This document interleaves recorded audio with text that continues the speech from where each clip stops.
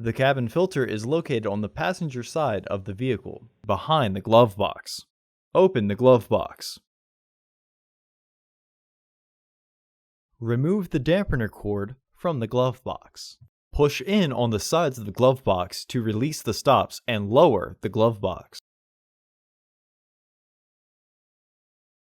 Unclip both sides of the housing cover to remove it.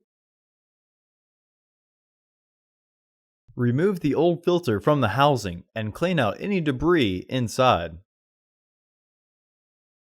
Install your new AQ1126 filter into the housing with its airflow indicating arrow pointing down.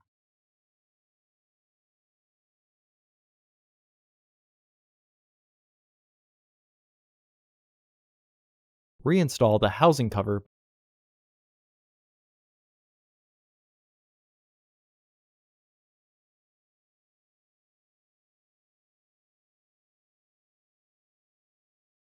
The easiest way to reinstall the glove box is to reinstall the dampener cord first.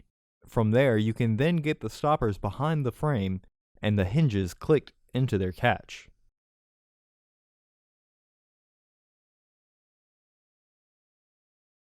Close the glove box.